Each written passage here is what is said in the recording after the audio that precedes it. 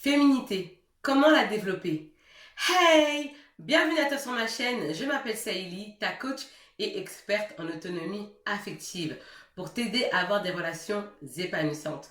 Mais avant de te transmettre mes pépitas, je vais te demander une petite chose, c'est de mettre un gros pouce bleu, un gros like, parce que cela me permet de savoir que ce contenu t'est utile.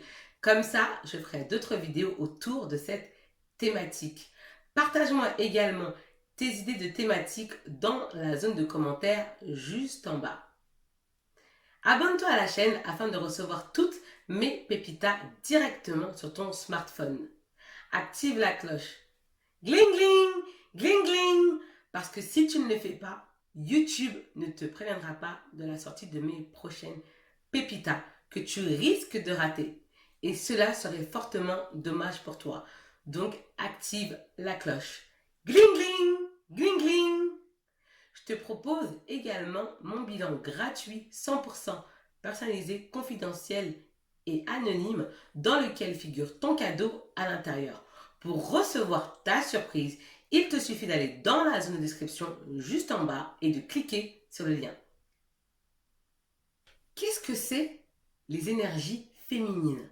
Les énergies féminines correspondent à des aspects non ostentatoires qui définissent ta féminité.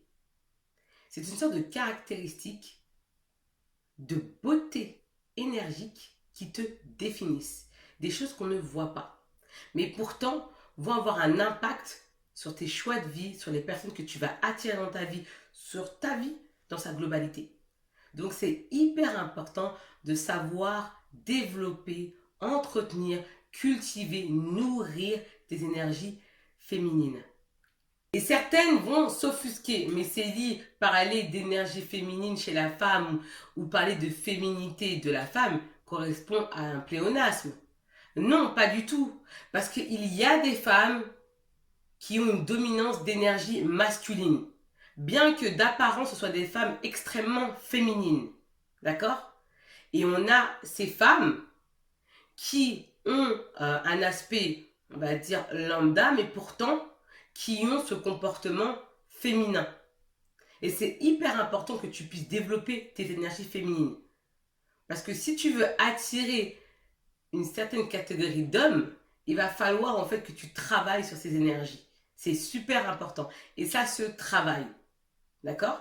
Et dans cette vidéo, je partage avec toi des aspects qui vont t'aider à développer, à nourrir cette énergie féminine qui est super important à nourrir. Parce qu'une femme avec trop d'énergie masculine, c'est rebutant. C'est extrêmement rebutant. Après, ça dépend encore une fois pour quel type d'homme tu veux attirer.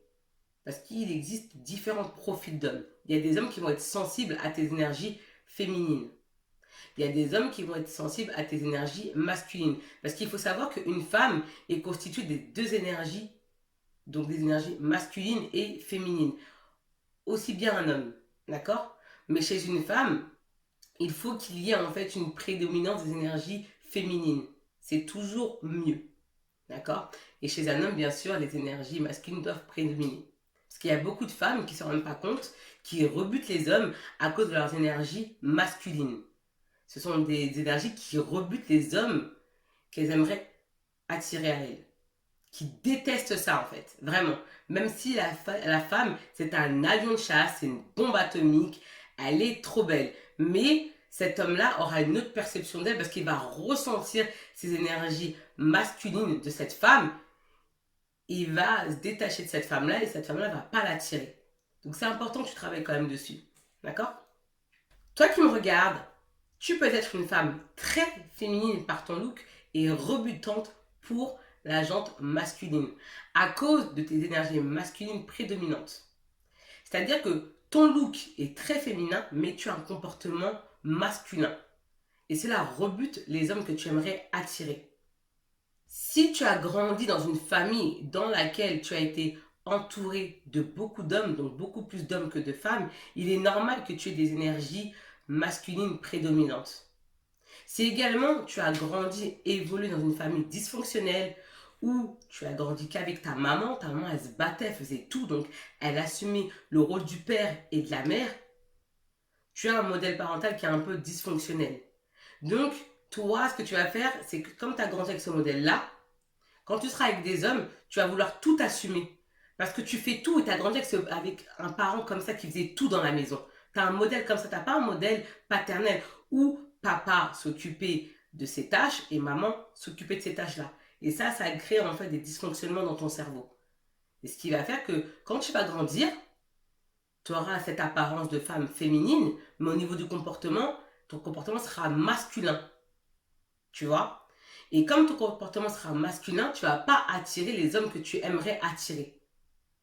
Tu vas attirer plutôt des hommes, d'accord, qui d'apparence sont des hommes, mais qui possèdent plus d'énergie féminine. D'accord? C'est cet homme-là que tu vas attirer.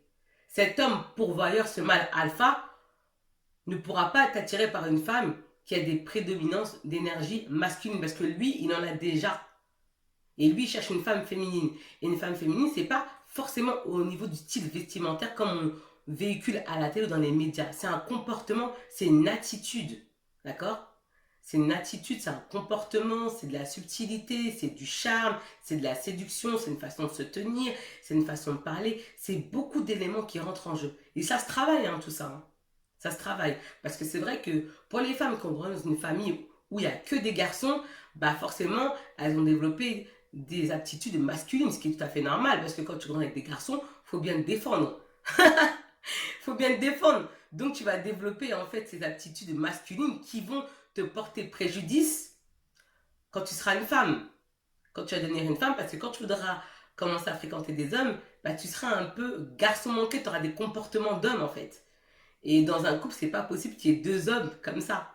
Parce que toi, d'apparence, t'es une femme, mais t'as le comportement d'un homme. Tu vois? Et là, l'homme à côté de toi, donc cet homme-là viril, il va se sentir diminué à côté de toi. Il va pas se sentir bien, il va pas se sentir homme. Il va pas sentir en fait sa virilité, il va se sentir émasculé. Tu comprends? C'est comme ces femmes fortes qui assument tout. C'est-à-dire à la maison, elles font tout. C'est elles qui paient le loyer, c'est elles qui s'occupent des enfants. Elles font tout, tout, tout dans la maison. D'accord? Et après, elles ont du mal à trouver en fait cette place de femme et accorder cette place d'homme en fait à un homme. Elles ont du mal parce qu'elles font tout toutes seules.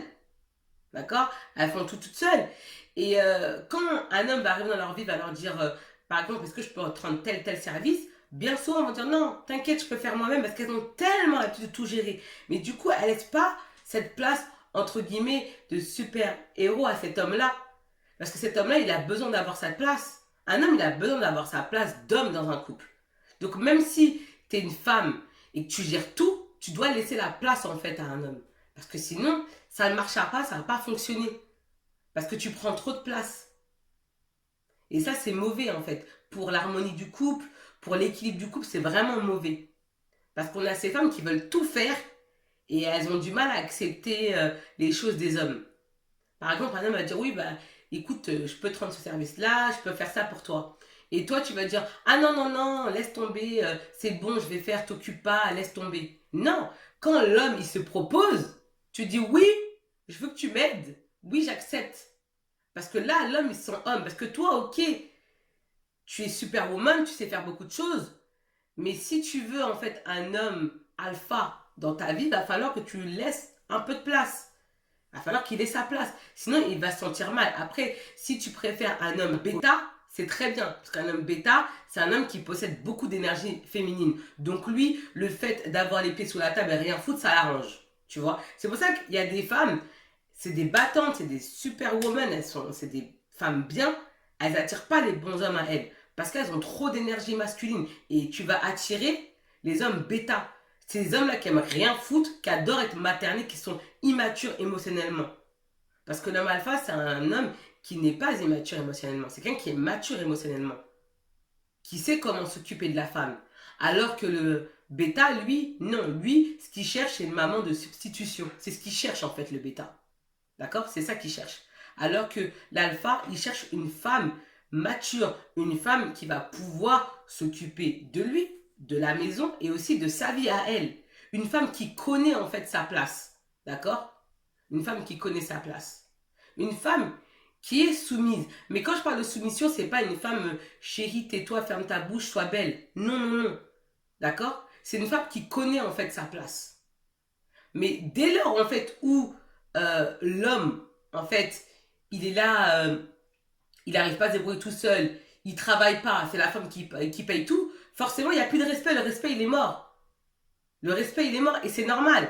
Parce que là, la femme, en fait, elle est là, elle aura cette domination, parce qu'elle va dire, mais moi, je gagne plus que toi, regarde-toi où t'es, moi, je suis au 20e étage, toi, tu es au 4e étage. Donc, après, ce qui fait que cet homme bêta, en fait, devient soumis. Et les rôles sont inversés.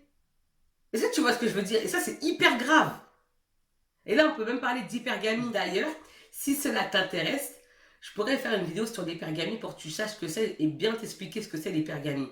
Et l'hypergamie, ça cause quand même beaucoup de problématiques dans le couple, quand même, l'hypergamie. Donc, je pourrais faire une vidéo dessus si ça t'intéresse. Donc, si ça t'intéresse, tu me le dis dans la zone de commentaires. Comme ça, je vais aller en profondeur. Voilà. Avoir des énergies masculines et féminines n'a rien de néfaste. Le problème, donc la problématique, c'est le fait qu'il y a un déséquilibre entre ces deux énergies, entre le yin et le yang. Et là, c'est pas bon. C'est ça qui cause problème. C'est ça qui engendre les problématiques dans les relations entre hommes et femmes. Je ne fais pas cette vidéo pour faire la guerre aux hommes. C'est juste qu'il faut comprendre que chacun des deux doit rester à sa place. Nous ne sommes pas là pour être des adversaires. D'accord ? On est là pour être des êtres complémentaires, marcher main dans la main. La femme a ses qualités, l'homme a ses qualités. Mais aujourd'hui, il y a un problème au niveau de ces énergies-là. Beaucoup de femmes ont trop d'énergie masculine. Et il y a beaucoup d'hommes également qui ont trop d'énergie féminine. Beaucoup trop. Et ça se sent en fait. Les hommes avec des énergies féminines, ça se sent. Il n'y a pas que les gays qui ont des énergies féminines. Il y a des hommes que vous voyez comme ça, qui ont des comportements féminins. Pourtant, ils fréquentent des femmes, mais ils ont des comportements féminins. Parce qu'un homme n'a pas à se faire materner. Non. Un homme a ce rôle-là protecteur au niveau de la femme. Un homme qui cherche à se faire materner, c'est un homme qui n'a pas fini de boire son biberon. Tout simplement. C'est un homme immature émotionnellement. Dans cette vidéo, je vais partager avec toi 4 pépitas qui vont t'aider à développer tes énergies féminines. Premier point, le fait que tu acceptes d'être aidé ou demander de l'aide n'est pas un signe de faiblesse. Bien au contraire, c'est un signe d'intelligence émotionnelle de ta part parce que cela signifie que tu reconnais tes limites et tes faiblesses. Quand tu ne sais pas faire, mieux vous demander que rester dans ton marasme. Ce n'est pas une honte de demander. Si tu ne sais pas faire, tu demandes, je ne sais pas faire, tu demandes à un ami, un cousin, à ton petit copain, tu lui demandes. Tu demandes, tu dis, moi je ne sais pas faire ça, est-ce que tu peux m'aider? Ce n'est pas une honte de demander. Parce que les femmes fortes, généralement, elles sont orgueilleuses, elles n'aiment pas demander service parce qu'elles veulent tout faire toutes seules. C'est une belle qualité, mais il faut savoir reconnaître tes faiblesses et tes limites. Tu possèdes une zone d'excellence où tu es doué, d'accord? Mais tu possèdes également une zone de faiblesse. Et quand tu sais que tu ne parviens pas en fait à faire quelque chose, il ne faut pas hésiter à demander. Tu demandes de l'aide. Et c'est hyper féminin de demander comme ça de l'aide. Et en plus, cet homme-là va se sentir valorisé, va se sentir important. Parce que là, c'est comme si tu reconnaissais sa valeur d'homme. Deuxième point, il va falloir que tu apprennes à mettre ton ego de côté. C'est hyper important. L'ego, c'est bien. Mais l'intempérance d'ego gâche tes relations. Donc, il va falloir que tu mettes ton ego de côté. C'est super important. Troisième point. Entoure-toi de femmes charismatiques, inspirantes et positives. Tu peux en trouver autour de toi, ou sinon à travers les livres, donc les autobiographies, les biographies, aussi des événements, des réunions de femmes, où tu vas pouvoir rencontrer ce profil de femme. Il n'y a aucune excuse. Il n'y a que des solutions. Tu peux également trouver des femmes inspirantes, positives et charismatiques à travers les vidéos de YouTube. Donc des vidéos motivantes, d'inspiration, motivation. Tu peux en trouver. Si tu regardes cette vidéo jusqu'à présent, c'est que tu souhaites aller plus loin. C'est pour cela qu'il faut absolument que tu remplisses mon bilan gratuit, 100% personnalisé, confidentiel et anonyme dans lequel figure ton cadeau à l'intérieur.